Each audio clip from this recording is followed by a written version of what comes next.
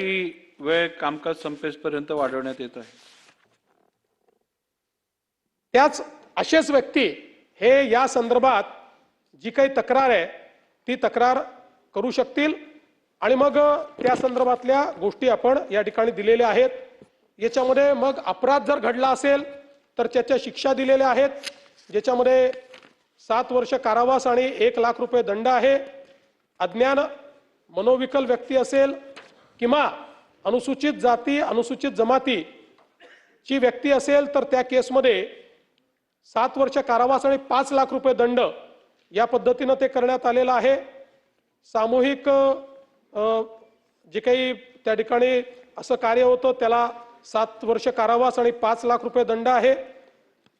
आणि दोषसिद्धीपूर्वी दुसरा अपराध जर केला तर 10 वर्ष कारावास हा या कायद्याच्या माध्यमातून सांगण्यात आलेला आहे.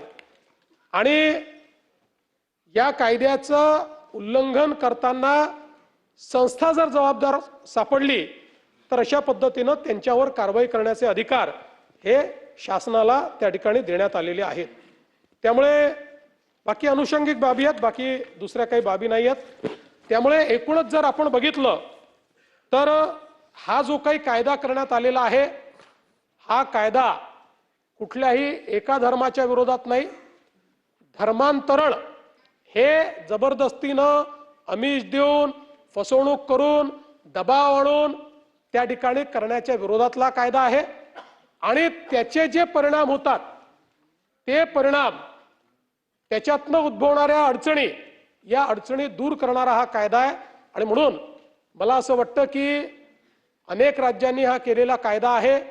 राज्यामध्ये हा कायदा केल्यानंतर अशा प्रकारचे अनेक प्रश्न जे उद्भवतात आणि त्यातनं लोक आपल्या हातामध्ये कायदा घेताना दिसतात, कायदा सुव्यवस्थेची परिस्थिती निर्माण होताना दिसते.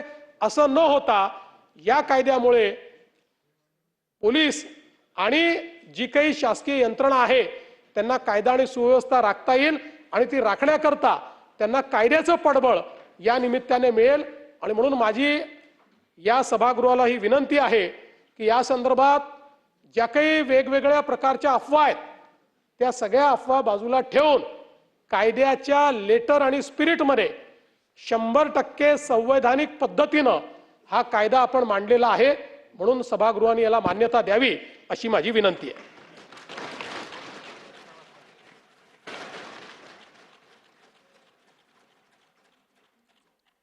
प्रस्ताव असा आहे की संदर्भ